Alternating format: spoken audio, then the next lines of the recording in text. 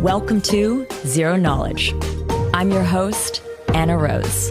In this podcast, we will be exploring the latest in zero-knowledge research and the decentralized web, as well as new paradigms that promise to change the way we interact and transact online.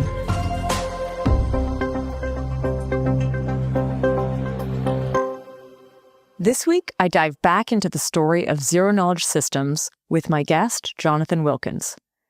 Jonathan was an employee of Zero Knowledge Systems back in the year 2000.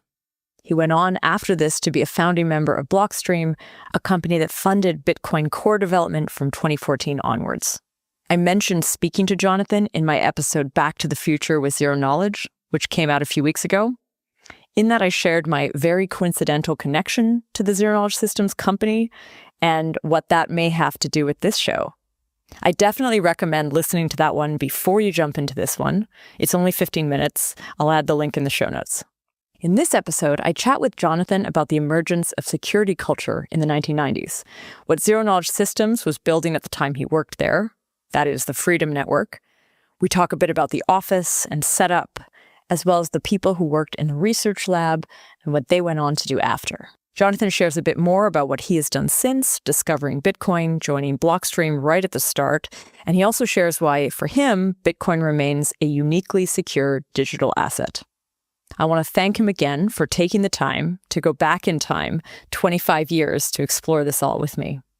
As I stated in my last episode on Zero Knowledge Systems, I am on a side quest this year to learn more about this company, a company which brought together amazing technologists working on P2P and privacy tech. Because honestly, the concepts and experiments which came out of this research lab still resonate in our ZK community today. We are working on programming some additional interviews around this, so do stay tuned and let me know if you like it. Now, before we kick off, I do want to just let you know about the ZK Summit. ZK Summit 13 is coming up. It's happening on May 12th in Toronto. This is the second time we bring the ZK Summit to North America, the first being all the way back in 2019 when we did one in San Francisco. If you've never been to a ZK Summit, I definitely recommend checking it out. This is the spot to find out about the latest research, the newest applications, to find out who are the most important players in ZK today. It's also a wonderful way to get to know sort of the larger ZK community. The application to attend is now open.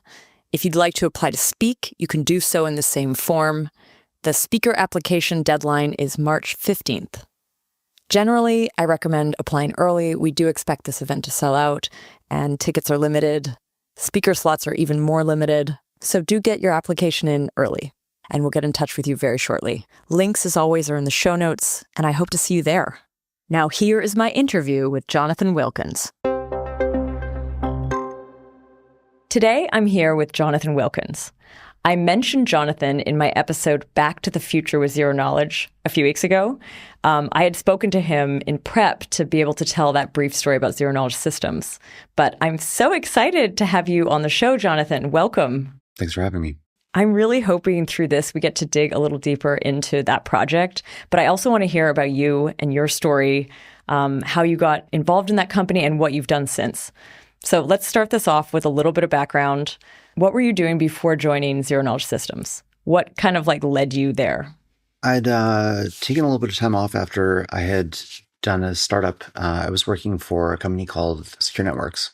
It was based in Calgary, and we built a tool called Ballista, which was one of the first vulnerability scanners. So, it's a tool that would go on, you'd run it on your laptop or whatever, and it would go out, find all the hosts on a network, and then it would proceed to try and break into them. The only other tool in the market was ISS Internet Scanner. It was less aggressive than we were.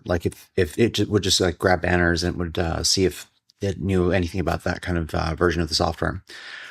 Ours was a little bit more comprehensive and a little bit more of an attack tool. It would, send a large buffer if it was a buffer overflow and see if the service stopped responding, for instance. And it was a small team led by a gentleman named Alfred Huger, who is one of the people I respect most in the industry. He had this vision for the product, and it had done pretty well. And for a small team, a couple $100,000 in investment, it had a $25 million exit, I think, about a year and a half after that. And so that was my first real computer security job. I'd been doing a lot of just hacking prior. When I was in high school, I was going up to the university and breaking into computer labs to get access to the internet that way, because that was Ooh. circa 90, 93, 94, 95. And at that time, there wasn't a way to commercially buy access. So Wow.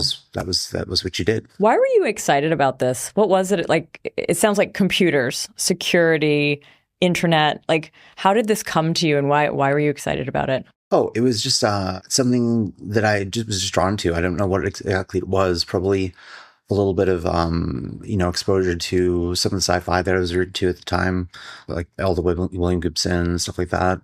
I remember though not thinking it was a career path back in high school. It was just something I did for fun.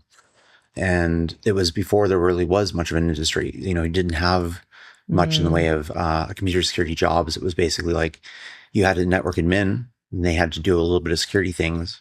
But I think it was circa the first couple commercial firewalls even. So it was before that was even really a thing. No one really had internet access unless you were an institution or, you were Xerox PARC or something like that. So IBM. The people I met who were also hackers were all very interesting. And it was just sort of like a niche thing that people were excited about. Just the thought about this, like back then when you would hack, I feel like you were dealing with sort of the core computer elements in it. Like it feels like you were closer to the bare metal or something. Oh, yeah, like no much. Because if there's no security, there's none of the protections that we now think of it with computer systems. You're not going around things. You're kind of just like walking into them. You were finding things was the big challenge. Like a lot of people I know from the time, and I caught just sort of the end part of this part was hacking X25 networks. So a lot of the people we wound up hiring as contractors were people that Al had met on some of these X25 networks from Argentina.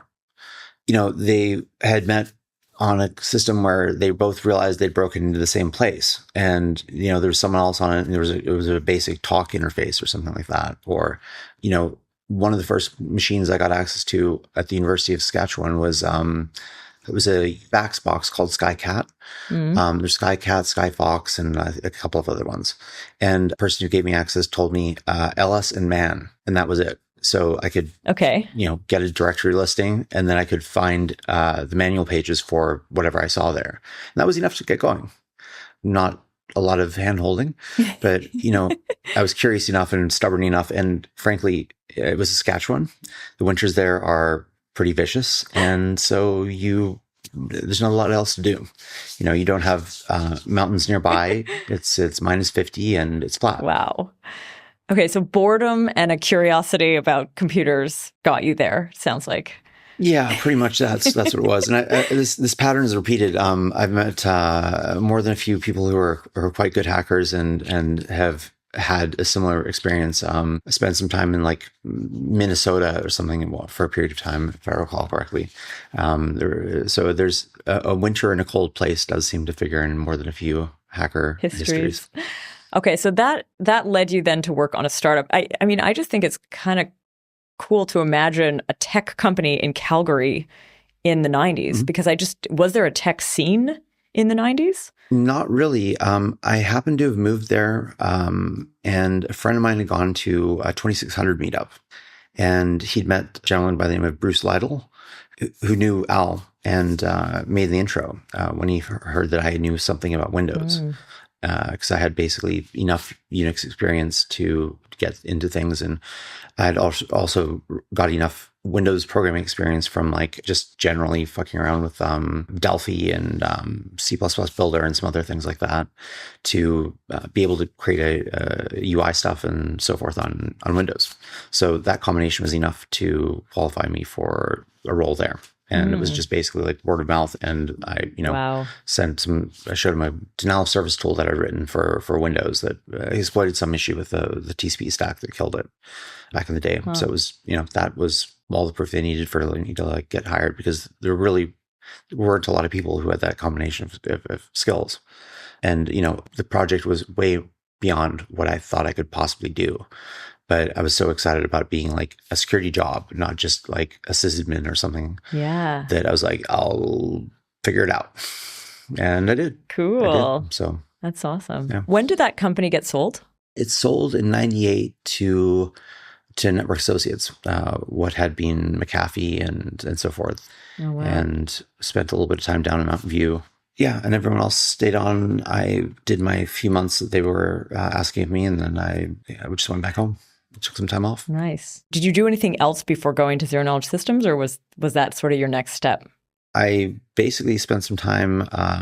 I started a record label, Mad Science Records, Nice. and released some music. Some friends of mine had been working on. I got to sort of shepherd that through the whole process, which was a lot of fun. Enjoyed the electronic music scene at the time, and Cool. quite a lot, and did a bunch of snowboarding, and that was exactly what I needed at the time because I was pretty burnt out from the startup. But a friend of mine had seen an article about the whole zero knowledge systems. I think it had been something in Wired or something like that, maybe.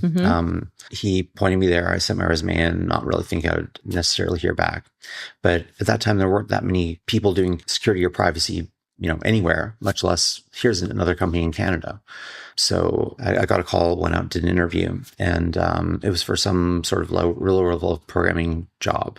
Halfway through my first interview, they pulled someone else in, and I wound up interviewing instead for the research group. Oh, nice. And had the title of adversary at Zero Knowledge when I was hired. Cool. Which was possibly the coolest job title I'd ever heard at that point. Adversary. So quite enjoyed it. It sounds like the culture in there was kind of like perfect for that time and sort of like the type of people they wanted to attract to. Yeah. Did you know like the name Zero Knowledge for Zero Knowledge Systems? Like, were you at all familiar at the time with what that meant or what it stood for? I wouldn't say that I'd ever studied that kind of branch of cryptography or anything like that. I knew what kind of it was from reading through probably all the applied cryptography. I'm pretty sure 1 and 2 were out by then, but certainly 1 was out by then. And there was the handbook of applied cryptography as well, which might have covered it a little bit, but it wasn't something I'd ever written code for or anything like that. I knew roughly what it was.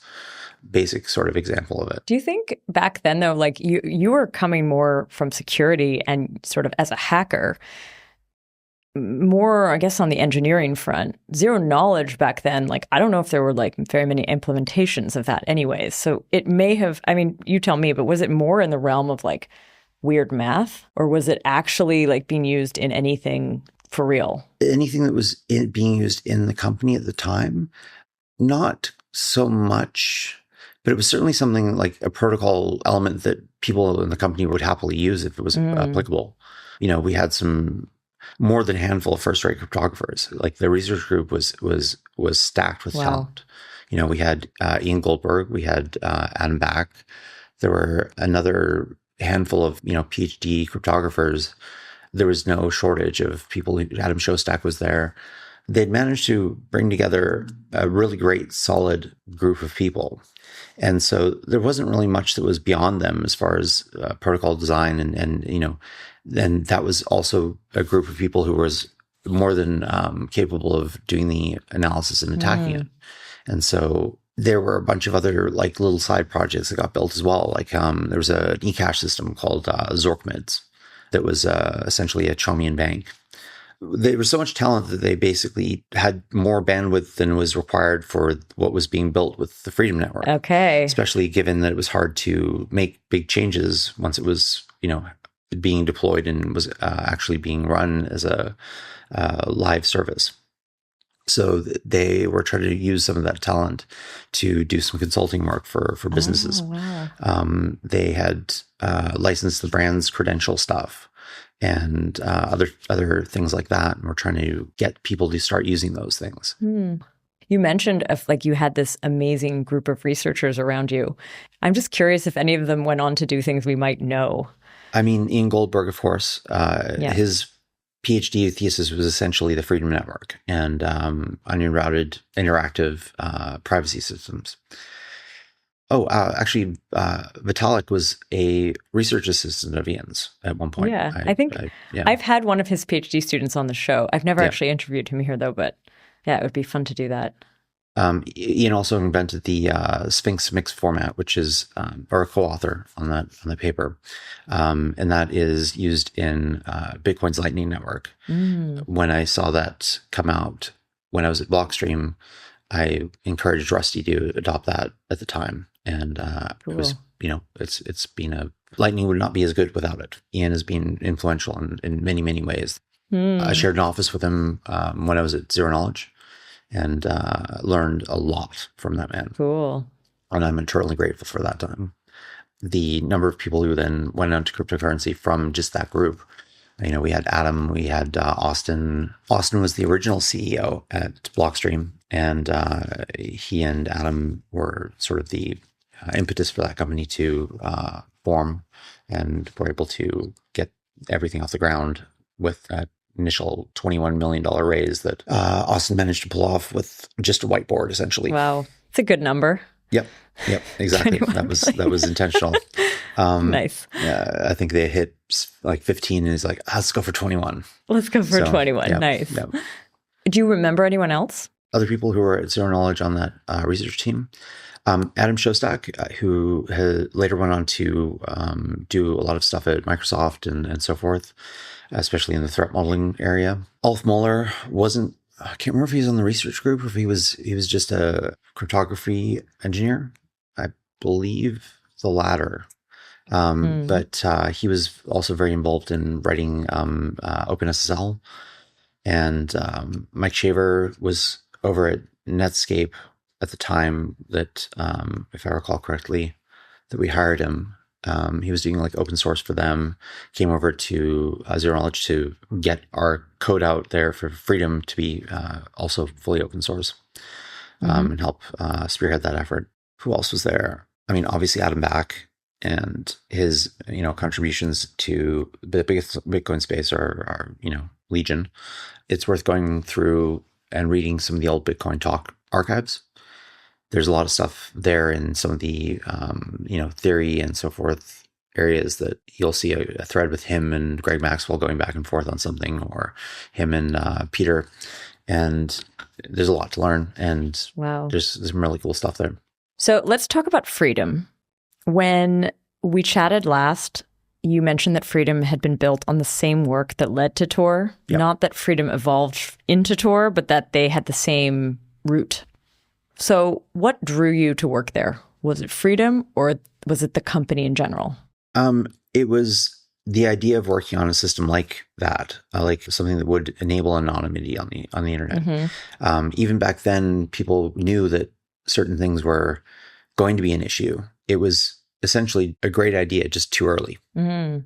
The Tor network was influenced by things like Mixmaster, which is a remailer system, had similar sort of characteristics, but it was a non-interactive system, so you didn't have to have real-time traffic. So the idea of applying that kind of thing to an interactive network was obvious, but Tor was definitely influenced by the work that was done on Freedom. Mm-hmm. The structures are pretty much the same. When we were putting together the Freedom Network as a commercial endeavor, the idea was to pay the node operators, and so that you had reliable, high bandwidth connections and so forth. And Tor obviously was just anyone who had the code could run it, and that led to a lot of issues over the course of time. Some of the bigger problems with Tor was it was never really meant to be used against any real powerful adversary. Mm. It was only ever intended to be protection against your ISP seeing what you're doing, mm-hmm. not necessarily someone with more view of the network. Like when the Snowden revelations came out, we found out that they'd been able to de-anonymize at least a certain set of users, even back in, I think, if I recall correctly, the note dating from like 2009 or something that was found in the archives that came out in 2014, was it? Mm. And so it was known that if you had a view of the full network, you could, or enough routers in the way of the communication path, you could easily see who was communicating with who on just timing issues. You didn't have to even do anything more than that. If you compare it to like a Second World War kind of courier network using motorcycles, if you have a satellite network watching the area, it doesn't matter if how many stops the courier network makes on the way, where they start and where they're landing. You see the message go from one place to the other. You don't necessarily know what it is from just that, but that's often enough to tell you what you need to know. Yeah. So that's essentially what Tor is. It does only that. It takes your messages, passes it through several hops, and it comes out the other side. But was Freedom different then? Freedom actually had a few things, at least, that were better protection. So there was cover traffic. So a whole bunch of extra packets that were getting sent around that were extraneous. So you had to follow a lot more of these superfluous messages in order to see the real messages that were intermixed among them. So it was more secure in that sense. It wasn't a full mixed network that like some of the more modern designs for this kind of a system, but it was a lot more secure than what Tor wound up being. The cost to run that cover traffic, though, it didn't come for free. It was definitely an extra cost that was borne essentially by Zero Knowledge from venture capital. But what does that mean? Like the servers, there was a heavy computational load? Just network bandwidth. Bandwidth back then cost a lot more than it does now. Oh, okay. So in 2000, if you were doing a few extra gigabits of traffic a day in cover traffic, it added up very quickly. Wow. Crazy. Yeah. It sounds very ambitious and sort of, as you described it, maybe ahead of its time. When you joined, how much of it was built? It was live when I joined. So it hadn't been running for that long. I think it might have gone live maybe between the time I interviewed and the time I joined, even. But it had been live for some period of time. But a lot of the attacking the network hadn't been done. It hadn't been audited properly. It hadn't been really beat up in any significant way. So the people running the security for that came out of the internal group doing desktop support for CN Rail. Oh, CN Rail, like the Canadian National Rail. Yeah, Canadian National Rail. So they did the desktop support for the internal people there, and that was their background. And that wasn't really the same kind of background you'd want to run a publicly facing, privacy focused and security critical kind of resource at the time. So we butted heads a little bit. They insisted that I not analyze these things, but obviously that was my entire job. Yeah. Wait, what was your title again? Adversary. Yep. Like you were brought on to break it, it sounds exactly. like. That was the whole point of me being there, was to do things like that. There was a little bit of politicking that was involved. I made friends with the people who were actually doing the work under them and found a bunch of bugs. We fixed them on the sly and then officially got permission to do the work, did things out of order, but it was important. Wow. So, and of course they had no idea what was going on. So that demonstrated again how out of touch, out of the loop they were. Because, the people who were running the systems knew exactly why this was important. They had no debate about it. And we basically had to conspire to get the work done as fast as possible and properly. Were these guys, sorry, I missed it, but were these out external or were they in the company, the CN Rail folks? Oh, no, they had come from CN Rail, but they were the people who were network operations directors or something like that. Got it. At the time, were there any auditing firms? Back then, the only people who did audits were accountants. There were sort of the big five consulting firms, and they had very small but rapidly growing groups that would do some security auditing when they were on site. So that was actually the big market for the tool that we wrote, Ballista at Secure Networks. Was we had people from Pricewaterhouse were our clientele. They were an auxiliary kind of group inside the financial accounting firms. Wow. Who then would do some analysis of your network security. And it was mostly just, do you have a firewall? Kind of stuff. Is this why we call it auditing today? This almost sounds like this is maybe why like the term was borrowed. I'm sure that's why. Yeah, that's where it sort of flowed from. Yep. That's so funny. I didn't know that. Yeah. So you joined, you were the adversary. you're working in this office. Were those people, this is actually a question I have about zero knowledge systems. Like, today we're used to very remote work, but was everything in an office there? Like, did everyone come over to work in this office, or did you have colleagues that were like in a different country? No, everyone was there. Everyone had moved there from, Wow. all over the world, in fact. Ulf was there from Germany. Adam was there from the UK. A whole lot of people, had moved for this job. I'd come from Calgary at the time. And there was an initial office on Saint Laurent. Yeah. Yeah. And that's something that I mentioned in the little bonus episode that I recorded a few weeks ago. The address was 3981 Saint Laurent.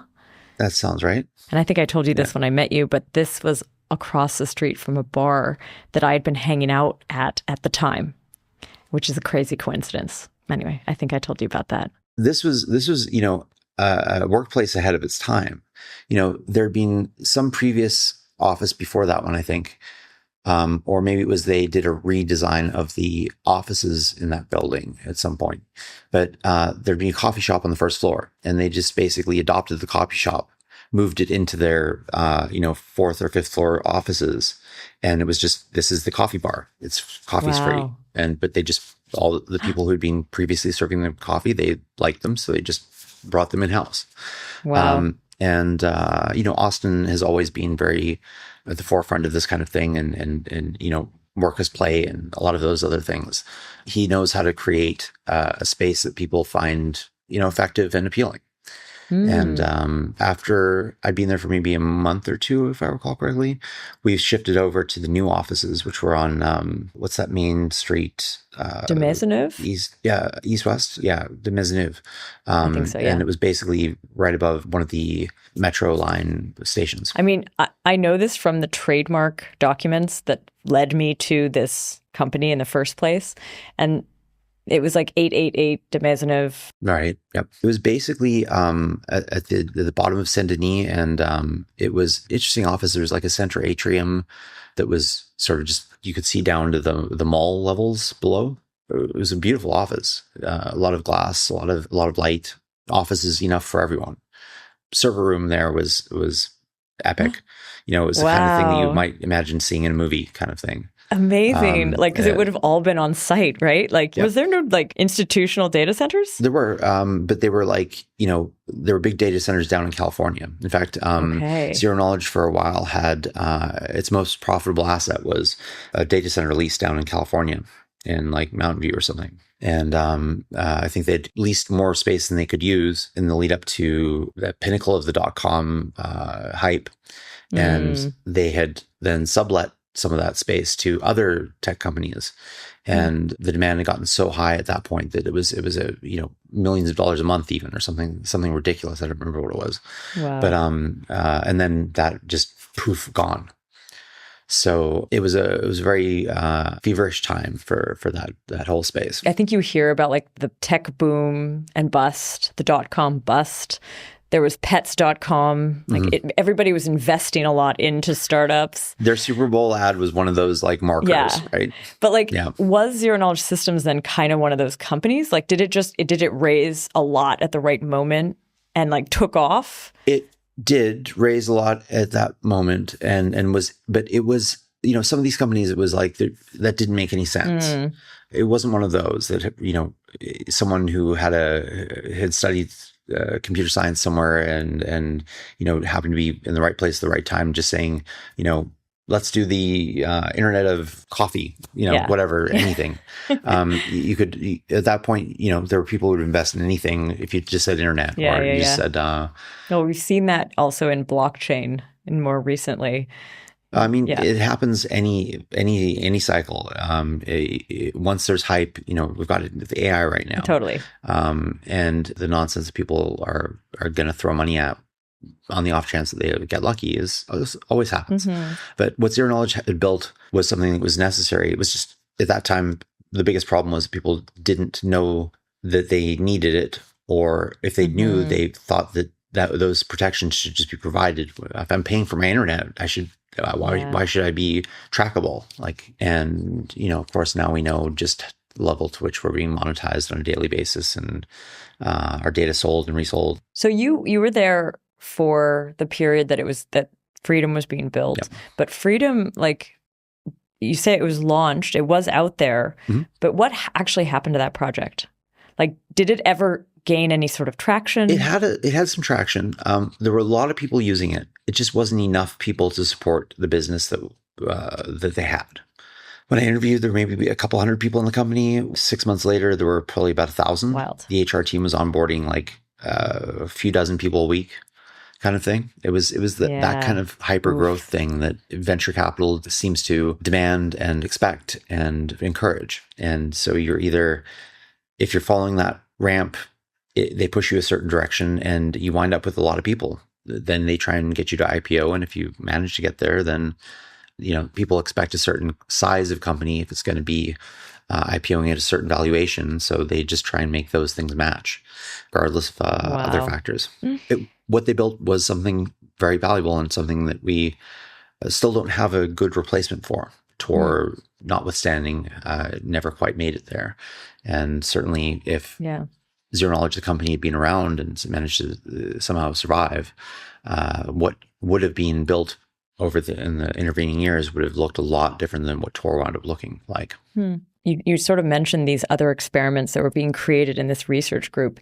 Did any of those become anything product-y, or like did they go on to be built into something else? I mean, the brand's credential stuff keeps getting rebuilt or proposed, or it's a solution in some small product here and there.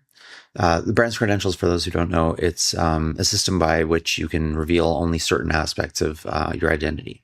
If I've got a driver's license, a digital driver's license, I don't need to disclose the fact that, here's my address, here's my name, here's my gender, here's my height, weight, and picture. If I'm going to a PG-13 movie, all they care about is I'm over 13. So it was a way of saying, providing a I'm over 13 certificate to that context, or I'm over 21 if I'm buying alcohol, or over 18 in Alberta, whatever it is. Being able to just have that limited disclosure is a valuable thing, and something that certainly our team was trying to persuade people to do, and limited success, unfortunately.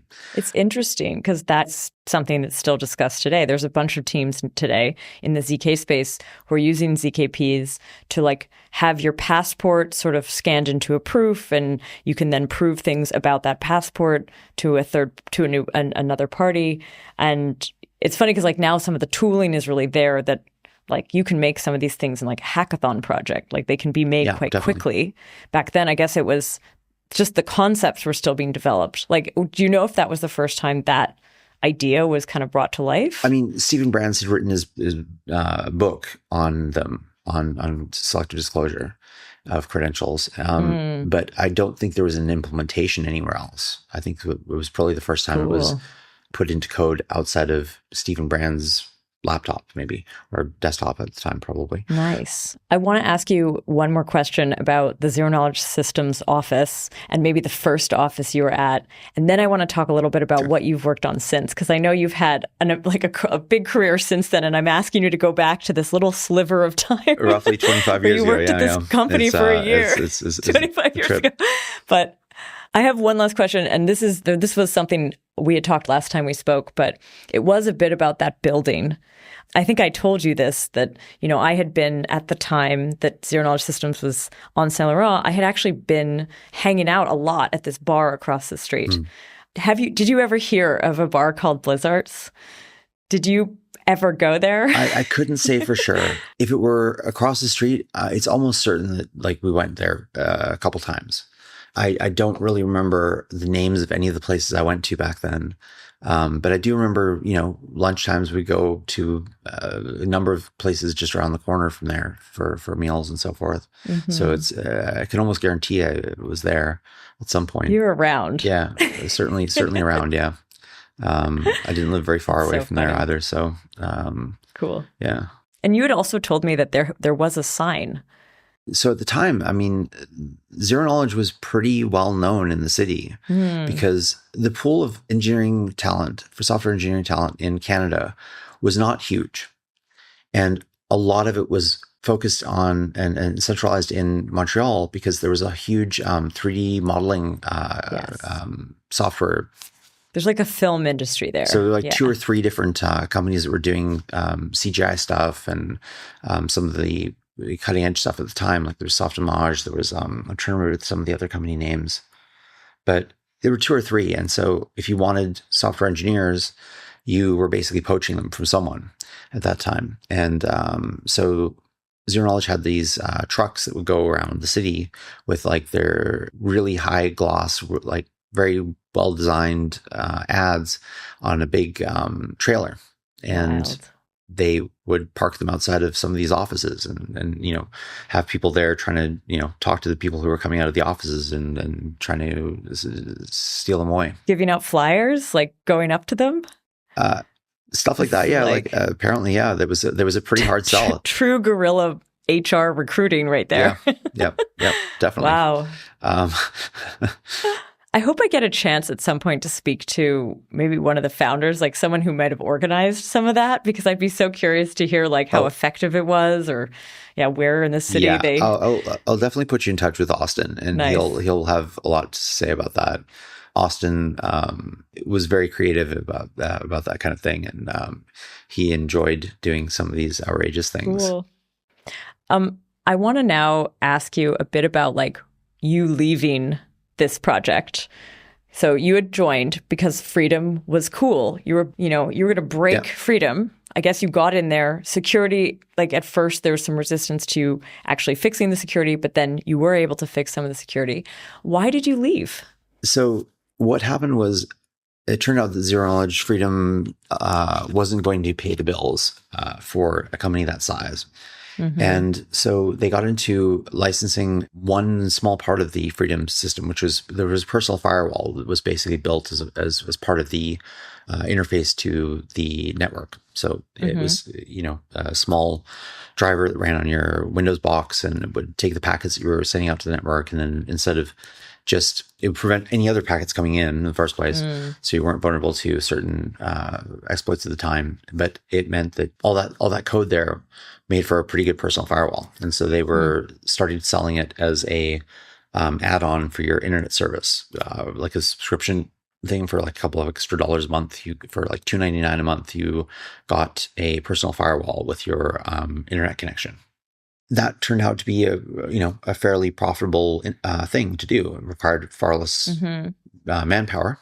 At the time, the idea of just working on a personal firewall for a telco did not appeal. Okay, so it had lost a bit of its like it was so edgy and it was so grand. Yeah. The idea. It went from a cypherpunk thing to a cog in a cog kind of yeah.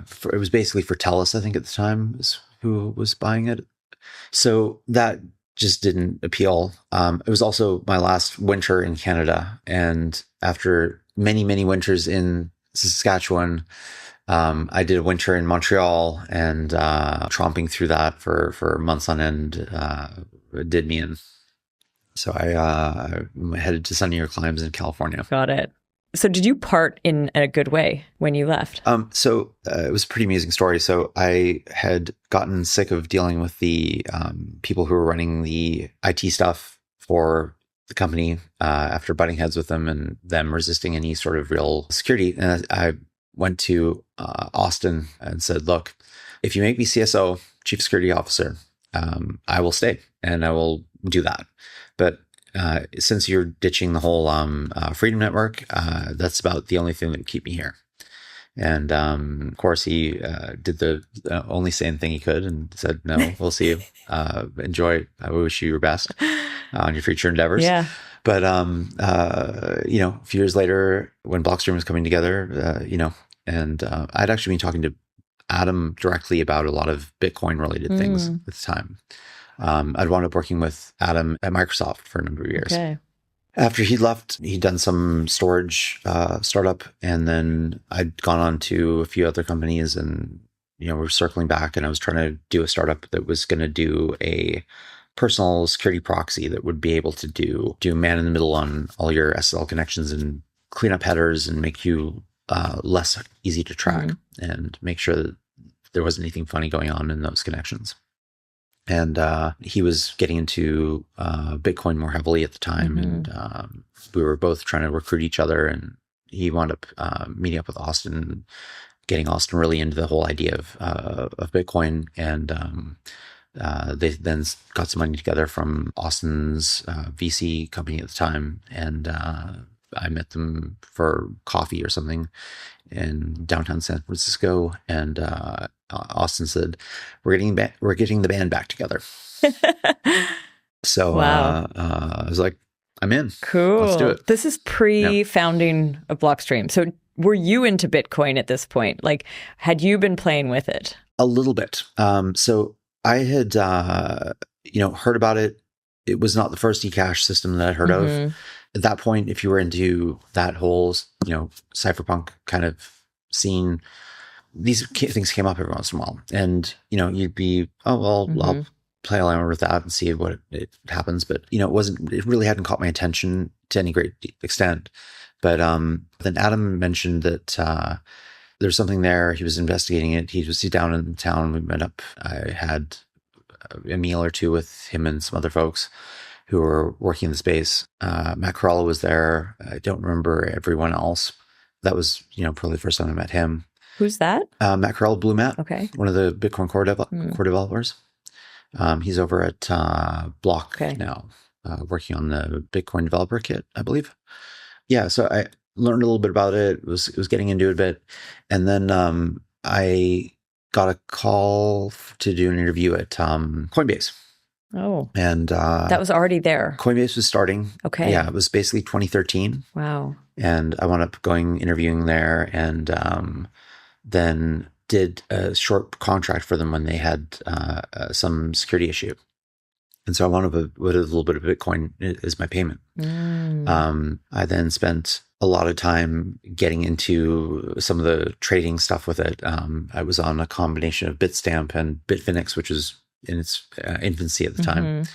And I wrote a bunch of libraries for automating their APIs and sort of did a bunch of crazy trading stuff that was quite psychotic and leveraged and so forth at the time, which was not a good way to trade Bitcoin. But I learned a lot. Yeah. The amount of money that represented at the time was, hundreds to thousands of dollars. Yeah. But not quite Bitcoin pizza money, but it would have been a substantial amount. Wow. Certainly. But I discovered this book after doing this for months and months. It was a book by Richard Wyckoff, and it was probably How I Trade and Invest in Stocks or a similar book like that. And it was basically all of the things that he's done or he did at the time have been banned. There were techniques like painting the tape. So back then, stocks were traded, and the news of the stock being traded was sent around on ticker tape. And so, every tick of the market, did it go up or did it go down? And so there were things you could do, like if you made the last trade in a tick, you would either mark it red or green. So if you got the last trade in and it was it was an up trade, it would be green. By timing your trades, you could make it look like the market was green when it wasn't necessarily. These sort of things, if you do them on a publicly traded stock, you would get in trouble. I noticed that if I did this, it would make people pay attention and probably buy. And so essentially, like I went through this book after doing what I was doing for months, and it was like, oh, that's why it works. What it is. Oh my That's gosh. what it is. That's what it's called. Oh shit. That's cool. funny. I mean, there's so much of that, like pump and dumps. They've been around since the 20s. Oh, for sure. Because there was no regulation, there was no laws about this stuff back then. Yep. And so much of the stuff you see. Yeah. Like binary trading. And they had what were called bucket shops, which were essentially like a lot of these highly leveraged exchanges. If you are going to trade Bitcoin at 100x leverage, you're going to go broke. It's just a matter of if it takes hours or days. It's too volatile a thing to do that way. And the people who are running these exchanges, they know that. They're just doing it to take your money because it's an effective way to do so. All of these things, none of them are new. But it was I was amused to see how many of these things that I'd sort of figured out on my own turned out to be, well known from the 1920s, first of all. And maybe some of them even more ancient, like ancient markets would have had some sort of game that people were playing. I'm sure. That's funny. It's also just interesting to see what kinds of things and how the laws evolved. These things were he wrote a whole book about it because he thought it was a legit thing to do. And people bought that book and took and did those things for some period of time before the SEC existed or, came and cracked down. When is that book from? Is it from the 20s? Yeah, no, it's from 1922, I think. Oh, wow. Yeah. Interesting. So, these things were the things that probably caused the stock market meltdown. It was a very interesting way to come across that knowledge and to have seen markets like evolve from nothing, like everyone was learning those things at the same time because you had a whole bunch of people who'd done tech, had never traded. And then you had a few people who were just coming in from stock exchanges who were sharks, honestly. They knew all these tricks. They could never do them on the real market because they went through school, they studied for their exams, for their licenses, and that was basically what those things covered. You can't do this because... And here was a market that they could do it on because it wasn't banned. Yeah. So you still see it to this day. Every time there's a big run up and there's a bunch of leveraged investments on some platform, you will suddenly see the market turn around and dump through those leveraged shares. And, someone's just claiming that money because it's money sitting just there waiting to be taken. Yeah. So going back to your story, though, so you were at this time playing around with this stuff, but like Blockstream had not yet been founded, but you had been approached, it sounds like, or you had done a little bit of work in that realm, so you were familiar. Yeah. And I was very interested. So the things that struck me about it was back then, one of the things that you had as a challenge if you were doing security was that people didn't really care too much about the security of their things. Like you had these RSA secure IDs, for instance. So if you were going to log into a secure server, you had to have this little token that was, on your keychain, and it would spit out a different number every few minutes, or every minute. So in order to authenticate, you had to provide a password plus this code, and that was great. It was an improvement in security because it was something you had to know and something you had to have. If you were trying to break into a system like that, you either had to steal one of these tokens or otherwise gain access to it or find some exploit in the actual server code. If there wasn't an exploit like that available, then this was pretty good security. But the problem was that most people who had these things, sysadmins, programmers, whatever, they didn't give a shit about them. They would leave them on their desk while they went for lunch. And so the actual security you were getting from them was maybe less than it should be. But when I saw Bitcoin, I was like, this is amazing because this is something where if you use the same keys that people are using for their money for authentication, then they're going to care about it. They're not going to leave their wallet with cash just sitting there on their table when they go for lunch. They'll take their cash with them. And so it was a way to, I hoped to build systems that were going to be more like an authentication tool that you could use in a lot of contexts. Yeah, but it's what you're saying is because you have value attached. Like, it's so funny. You weren't thinking about it like, oh, cool, there's digital currency that is potentially speculative and that you can send it back and forth across the world. You were like, now you have value attached to these important things, these kind of security elements. You won't throw it away the way you do with these RSA badges or whatever. Yeah. And also I saw a path for those things to get more powerful. If you have a lot of people using them, the cost to make one goes down dramatically. Like if everyone has one in their pocket of some sort, they get so much more powerful. And we're starting to see that now. Compare the early USB-based hardware wallets with, about 10 characters of space to look at anything, if they had anything at all. Like some of the early ones were just a SIM card that was or running Java card and some software that would sign for you, but you had no idea what it was signing. You just plugged it in and it signed something for you. And you hope that it was signing the right thing, sending the transaction to the right address. Then, you had the ledgers and the Trezors, and they had a little tiny screen. And then you had Cold Card with a much bigger screen. The Cold Card Q finally has a decent sized screen. And the foundation devices, Passport and the Passport Prime, which is coming up soon. That's going to be a very, very cool device, and has a lot of applicability, not just as a Bitcoin wallet, but as other things. Like the Ledger, when it came out, we encouraged them. I had a meeting with them to discuss what they had. And I was like, what you should do? You should do an SSH agent for this. And that would be amazing. And if you could use that key, and it could be a recoverable key instead of being like some of these other systems, like a YubiKey, which you couldn't copy, but if you had a YubiKey where you could have a seed that you could then restore from, that would be a much better thing. And so a lot of those things have been realized finally. That's cool. The idea of having your PGP key recoverable in metal never really caught on, right?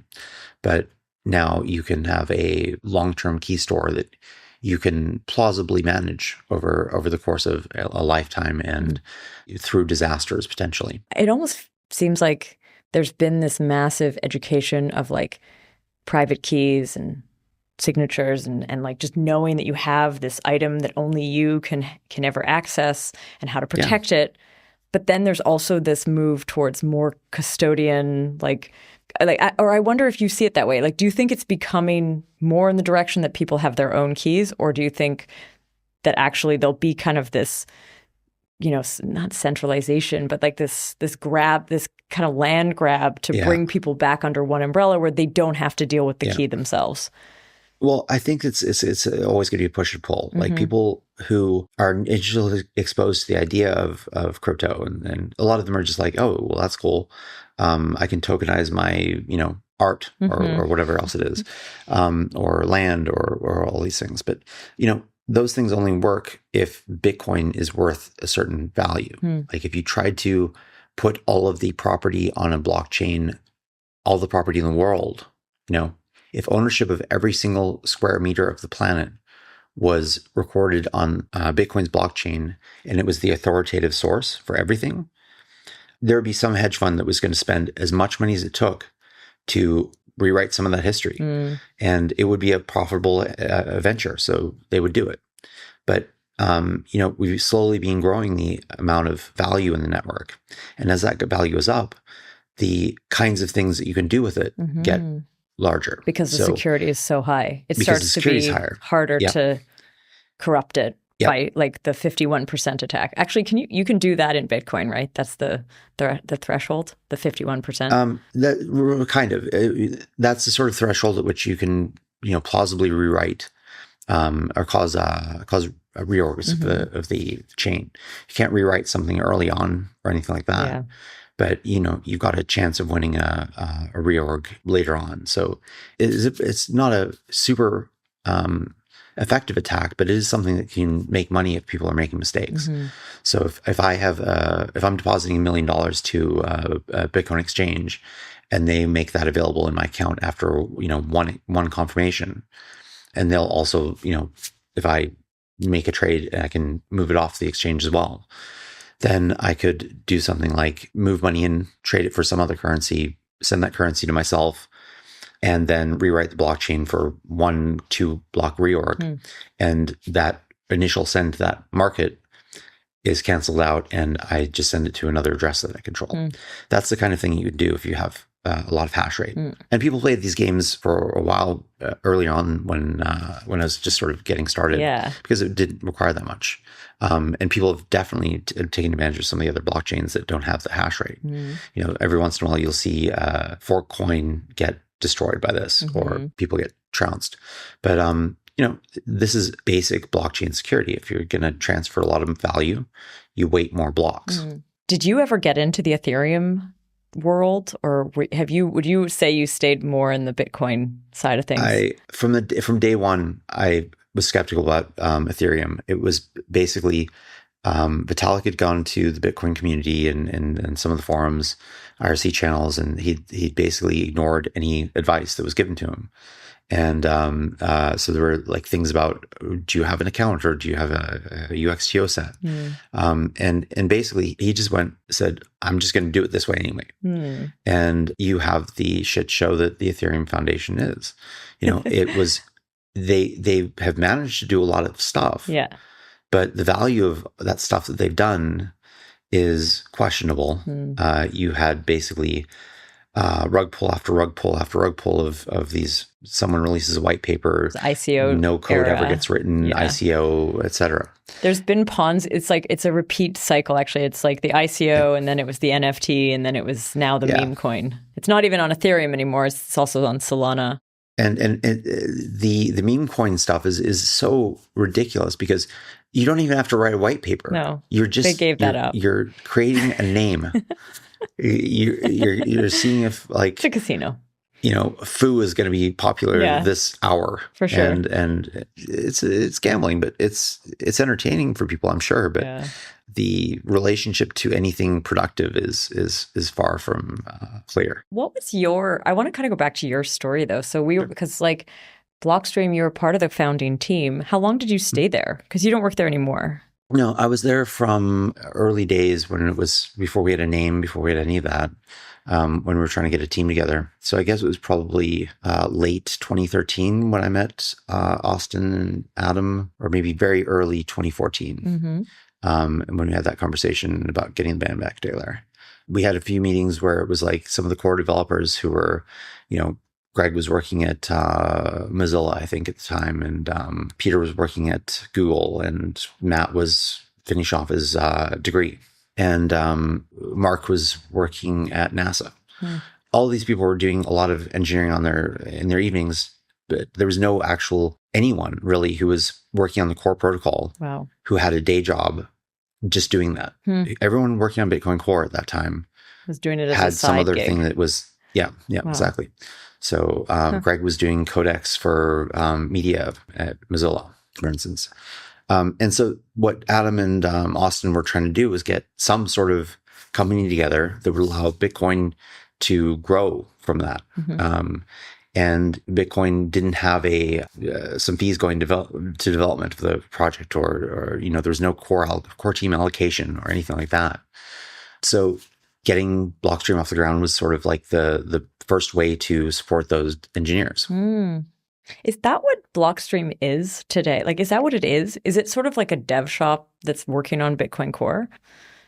So initially, it was conceived of as, let's get something together where the core developers have a salary and are focused on building stuff for Bitcoin and focused on making Bitcoin better. And the number of commits that happened in that first year to the Bitcoin code base was some multiple of what had been done in the prior several years. Wow.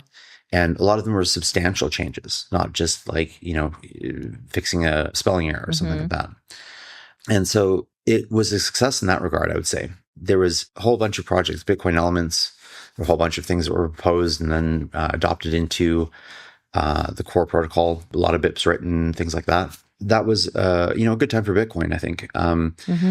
There was a lot of criticism directed their way. There was a lot of suspicion directed their way. There's a whole bunch of conspiracy theories on Reddit and so forth. That I don't know if you were around at that time. I got into this whole world in 2017, so different era. So blockchain, block size wars. Yes. Back then. But I think by that point, a lot of the battles had been won. The shouting wasn't over, but it was essentially done. Okay. They'd already gotten some of the SegWit stuff in, and the miners were resisting it. But when the blockchain was actually full, they were like, oh shit, well, we do have to do something about this. When did you leave Blockstream? And why did you leave Blockstream? 2018. Okay. I lost my my fiance to suicide. So sorry. Took some time off after that, and just didn't wind up going back to Blockstream after that. What have you been up to since Blockstream? Joined River. I was the founding CSO there as well, and helped them launch and managed their Bitcoin holdings. Client Bitcoin holdings, which is great. One of the last things I worked or had any impact on before leaving Blockstream was the PSBT work and some of that multi-sig stuff that was kind of a area that was lacking in Bitcoin. There were a lot of sort of core issues that made multisig not quite so safe to use. But CoinKite had released the cold card, and we were able to put together a very secure setup. And there was something like 6,000 or 8,000 Bitcoin we were managing at one point. Didn't lose a wink of sleep. So wow. Know that Bitcoin had reached that level of maturity that it could be managed like that. And I didn't have to worry about the Bitcoin getting lost or getting hacked or anything like that because it was possible to build a good setup. Amazing. Do you feel like a lot of those people that you worked with, I want to bring it back to the zero knowledge systems story, but a lot of those people that you worked with, did you end up crossing paths with them later in the Bitcoin space? Like, did a lot of them end up working on this kind of stuff? Yeah, Adam, of course, did. Other people from that era, I haven't run across a lot of them who weren't also Austin. Jeremy is Austin's brother. He was working on operations and stuff there at Zero Knowledge. And we now have a startup together, Cloaked Wireless, or Cloaked Services. One of our products is Cloaked Wireless. And SIM swaps are an issue for people in the space. And we have a system that is secure against SIM swaps. Given that you've been in security this long, when you think about it, do you feel like, do you feel safer or less safe today? This is sort of actually one of the interesting questions that we had back in the day at Secure Networks was how long are these bugs going to be a problem? The idea was that buffer overflows shouldn't be an issue 10 years from now. Like the industry will have eliminated this as a bug class. No, it hasn't. No. Okay. And essentially there are more people writing code. And since there are more people writing code and only some subset of them know how to write secure code, you have more and more flaws in the available code out there. So overall, it's possible to engineer something very secure, but 99% of the stuff that gets written isn't written to that standard. So things are probably as secure as they've ever been, and they probably, on the whole, haven't gotten any more secure. Okay. One of the first systems that I got into on the internet was a NASA computer. It was the NASA Extragalactic Database, and it was available on a telnet system. You just telneted to a certain machine, an IP address, and then if you hit Control-C, you were presented with a system prompt. It was just something running in a shell that was connected to port, and then you could do whatever you wanted on that system. And so there are things just as simple as that today in other platforms. And there are people who are writing. A friend of mine has what he calls the giggle test. When someone's describing the architecture of something, if he bursts into uncontrollable giggles, that's a complete fail. And it happens a lot. So, people are tasked with things beyond their capacity a lot. And funny things happen when that occurs. So overall, we know how to write secure code. We know how to build secure platforms. We know how to do these things. Bitcoin's actually really great proof of that. The things that are the core of Bitcoin, the uptime of Bitcoin is essentially, it hasn't gone down since it was launched. And that is something that would be considered remarkable to anyone back 20 years ago. The fact that there's a system that is distributed and it just works, and it's money, and no one's just broken that system in a way that has disrupted the economy that's been built on it, and that's pretty fucking good. That's impressive. That said, you've got all these other chains, secondary, tertiary, like clones of things, and it's a circus. It's just a clown show. So it depends on the quality of your engineers. That's the way it's always been. So interesting. Jonathan, thank you so much for coming on and sharing this story from kind of your start breaking into sort of computer rooms at universities to working at Zero Knowledge Systems, obviously the project that brought us to meet each other, to the things you did after. I mean, I joined this space in 2017.